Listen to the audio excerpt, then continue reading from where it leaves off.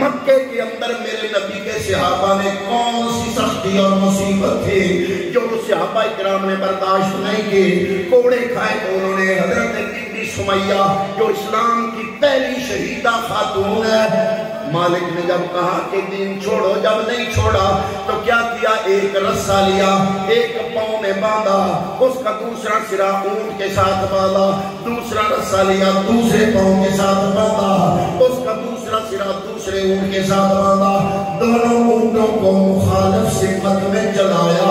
Be be Sumaiya کے جسم کے 2 ٹکڑے ہو گئے۔ یہ ہے بی بی سمیہ کا کردار۔ ہمیں تو گھر بیٹھے کلمہ مل گیا، گھر بیٹھے دین مل گیا، ہمیں قدر نہیں ہے۔ ہم سمجھتے ہیں کہ صرف نمازیں پڑھنے کا نام دین ہے۔ نہ میرے بھائی، بچپن سے لے کر بڑھاپے تک، پنگوڑے سے لے کر قبر تک، اپنی زندگی کا لمحہ لمحہ مصطفیٰ کی رضا کے مطابق گزارنے کا نام دین ہے۔ سبحان اللہ، ماشاءاللہ۔ جب 13 سال مکے کی زندگی تمام ہوئی، اللہ نے فرمایا محبوب ان کو فرما دو کہ یہ روز مارے کھاتے ہیں، بڑے تنگ ہیں، تختہ مشق بنے ہوئے ہیں، یہ تختہ ستم بنے ہوئے ہیں، ان کو لے کے مدینے چلے جاؤ۔ مصطفیٰ نے ایک زبان سے کہا، پہلے مارے کھاتے تھے دین کے لیے، کلمے کے لیے، پھر کیا ہوا جب اسلام نے کہا کہ اب تمہاری ہجرت کی ضرورت ہے، کسی نے نہیں دیکھا کہ میری کوٹھی 2 منزلہ میں کیسے چھوڑوں، میری کوٹھی عالی شان میں کیسے چھوڑوں، میں باہر کی زمین کیسے چھوڑوں، میں اپنے رشتہ دار کیسے چھوڑوں۔ محمد نے ایک مرتبہ ایک بار صرف حکم دیا، رشتہ دار بھی چھوڑ دیے، قبیلہ بھی چھوڑ دیا، کنبہ بھی چھوڑ دیا، اپنا گھر بھی چھوڑ دیا۔ میرے نبی کے ایک حکم پر ہم صحابہ نے دنیا کی ہر چیز چھوڑ کے، تن کے کپڑے لے کر، کلمے کی لاج رکھتے ہوئے مکے سے نبی کے ساتھ مدینے چلے گئے۔ آج کا مسلمان ان کے ایمان کو پرکھنے کے لیے اپنا عقل استعمال کرتا ہے، تو لعنت ہے ایسے مسلمان پر۔ اگر وہ صحابہ کرام رضوان اللہ تعالیٰ علیہم اجمعین وہ سچے مومن نہیں تھے تو دنیا میں کوئی بندہ سچا مومن ہو سکتا ہی نہیں۔ جنہوں نے وطن چھوڑا دین کے لیے، مارے کھائی دین کے لیے، بی بی زنیرہ نے کوڑے کھائے دین کے لیے، بی بی سمیہ شہید ہوئی دین کے لیے، بلال کوڑے کھاتے تھے دین کے لیے، ہجرت کی دین کے لیے۔ جب دوسرا سال ہی ابھی ہجرت کرنے کے بعد گزرا تو ابو جہل کو چین نہیں آیا، اس نے کہا چلو لشکر تیار کرو، ان کو وہاں جا کے جنگ کرتے ہیں۔ جنگ بدر 2 ہجری میں ہوئی۔ مصطفیٰ کریم کو پتہ چلا کفار مکہ جنگ کرنے کے لیے آ رہے ہیں، پوچھا صحابہ سے بتاؤ کیا کریں؟ آج حسین کا خون پورا مہینہ لاکھوں میں بیچنے کے لیے جو لوگ ہر شے قربان کر دیتے ہیں، یہ ہوتے تو کیا ہوتا؟ جو کروڑوں روپیہ محرم میں کماتے ہیں حسین کا خون بیچ رہے ہیں، لیکن نہیں، شکر ہے یہ وہاں تھے نہیں، وہاں صحابہ تھے۔ یا مصطفیٰ کریم صلی اللہ تعالیٰ علیہ وسلم نے ارشاد فرمایا کہ جنگ کرنے کے لیے کفار مکہ آ گئے، آپ بتاؤ۔ حضرت عمر فاروق کھڑے ہو گئے، عرض کیا سونے مصطفیٰ نہ آپ موسیٰ کلیم اللہ ہو، نہ ہم ان کے حواری ہیں، آپ 1.25 لاکھ نبیوں کے سردار ہو، اور ہماری گردنوں میں پٹا آپ کی غلامی کا ہے، آپ ابرو کا اشارہ کرو گے، گردنیں کٹانے کے لیے تیار ہیں۔ پھر مدینہ کے وہ دکاندار یہودی انہوں نے جو منظر دیکھا، وہ کہتے ہیں ہم ٹھٹھا کرتے تھے، مسخری کرتے تھے، او محمد کے غلاموں پاگل تو نہیں ہو گیا تم؟ یہ یہودی مدینے کے اس وقت کہہ رہے تھے جب بدر کی جنگ لڑنے کے لیے صحابہ کرام قطار اندر قطار لشکر کی صورت میں مدینے سے نکل رہے تھے۔ صورت کیا تھی؟ 8 تلواریں، 6 ذرے، 2 گھوڑے، اور کفار مکہ 1000 لشکر، 1000 گھوڑے، 70 اونٹ، کھانے پینے کا وافر سامان، 7 شراب کباب، عورتیں ناچنے گانے کے لیے ساتھ لائے، اور بڑے सैर शुदा रजे हुए, पेट भरे हुए, खुराक वाफर मिकदार में मौजूद, तलवारें बेशुमार। और ये जब मुस्तफा के गुलाम निकले, कितनी तलवारें? 8 तलवारें, वो भी किसी का दस्ता नहीं तो किसी की नोक टूटी हुई है, किसी को दंदाने पड़े हुए हैं। और जिनके पास तलवारें नहीं उन्होंने खजूर की शाखें तोड़ दी। यहूदियों ने देखा किधर जा रहे, उन्होंने कहा इस्लाम की जंग लड़ने जा रहे हैं। उन्होंने कहा पागल तो नहीं हो गया, वो अरब के इतने बड़े बड़े पहलवान, असले तुम्हारे पास सिर्फ डंडे हैं, वो भी खजूर की शाखें हैं, कैसे मुकाबला करोगे? उन सहाबा किराम ने क्या फरमाया? उन्होंने फरमाया कि ना तेगो तीर पर तकिया, ना खंजर पर, ना भाले पर, भरोसा है तो एक शाबाशी काली कमली वाले पर।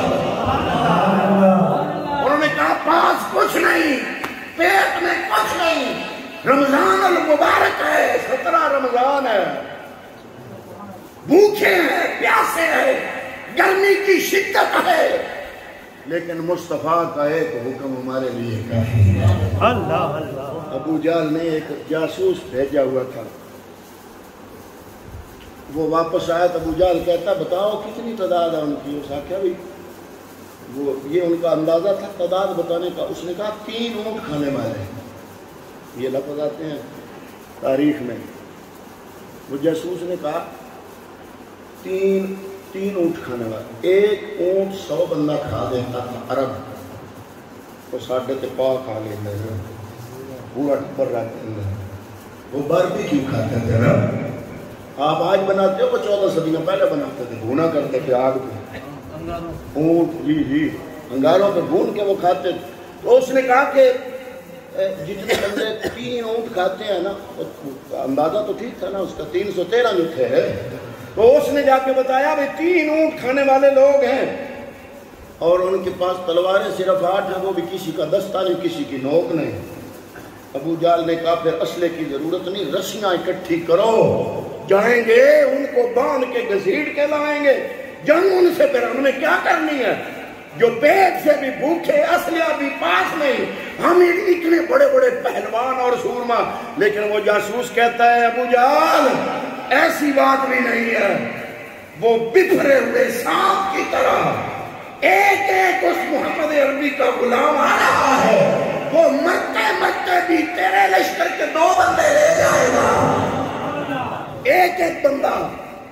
उसने कहा मैंने जो देखा है वो ऊंटों पे बंदे नहीं हैं, वो लाशें हैं, उन्हें अपनी जिंदगी की कोई फिक्र नहीं, बल्कि वो जिंदगी कुर्बान करने को जिंदा रहने पर तरजीह देते हैं। तुम घाटे का सौदा कर रहे हो, उनको हल्का न लो। इतने में मुस्तफा करीम आ गए। अबू बकर सिद्दीक फरमाते हैं हुजूर के पीछे बैठा, हुजूर के सामने बैठे, हुजूर ने रब की बारगाह में जो दुआ की वो बड़ी नात वाली दुआ है। दुआएं तो सबका अंबिया भी करते रहे, पर मेरे पैगंबर के इस मौके की दुआ सुनो, ठंड ना पड़ी कलेजे में तो कहना। हज़ूर नबी करीम सल्लल्लाहु अलैहि वसल्लम दुआ कर रहे हैं, मुनाजात कर रहे हैं। इस तरह की कैफियत है। अबू बकर सिद्दीक फरमाते हैं मैं पीछे बैठा हुआ, मेरे आका के कंधे पे चादर है। हजूर के इस्तिराब और मुनाजात की वजह से सिरक के चादर नीचे आ जाती है। मैं उठा के फिर ऊपर करता हूँ, साथ में अर्ज करता हूँ हस्बुकल्लाह या रसूल अल्लाह, अल्लाह के रसूल आपके लिए अल्लाह काफी होगा।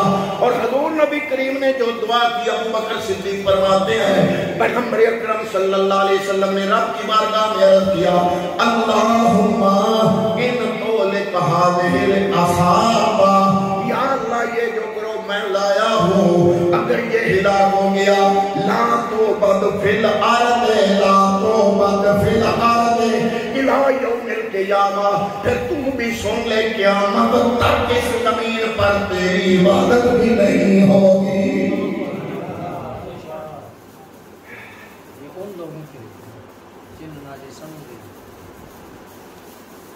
ये जुमला जो मुस्तफ़ा ने इरशाद फरमाया ना, रब की बारगाह में अर्ज़ किया, ये जुमला समझ नहीं आया। मैं रोके इसलिए दिया, हजूर ने ये क्यों कहा अगर ये ग्रोह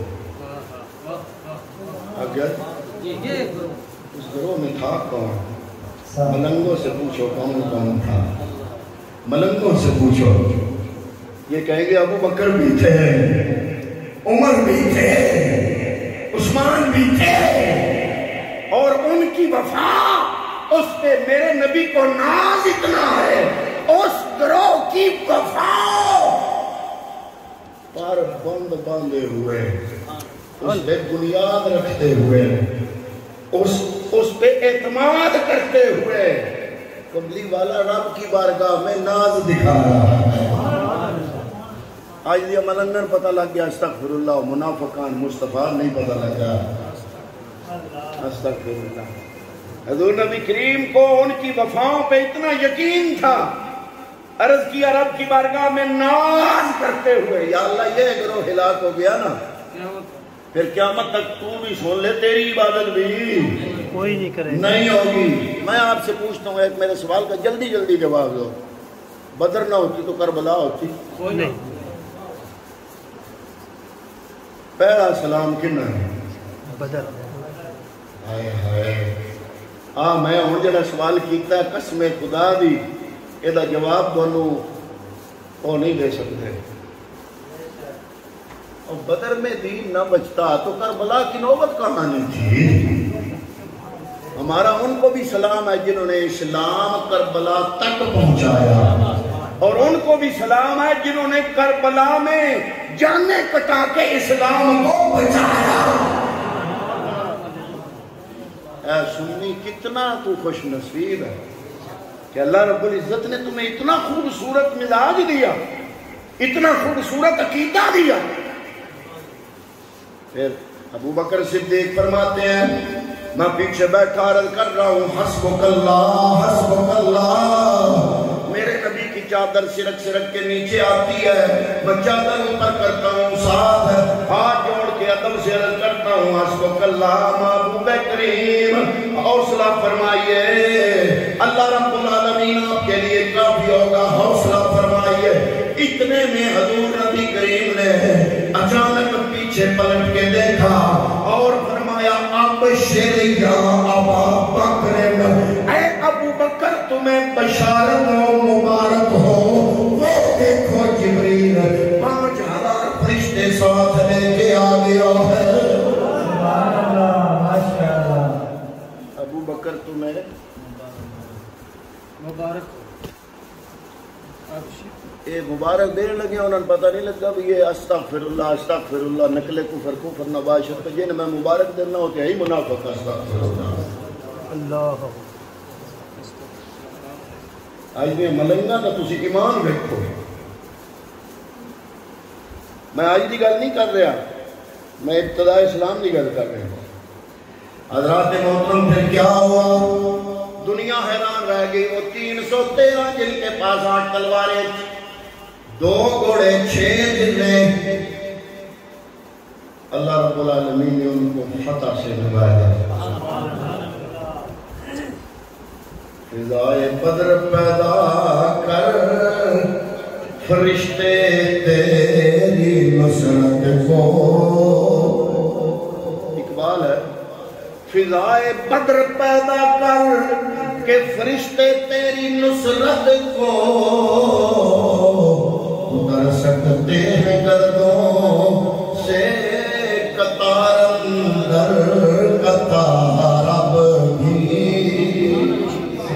وانتم العلون ان کنتم مؤمنین.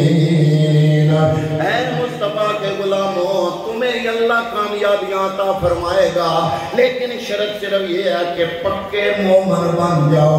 جس دن تم مومن حقیقتاً مومن بن گئے، اللہ کا وعدہ ہے کہ رب العالمین پھر تمہیں شان و شوکت عطا فرما دے گا. اور پکے مومن بننے کے لیے نسبت مصطفیٰ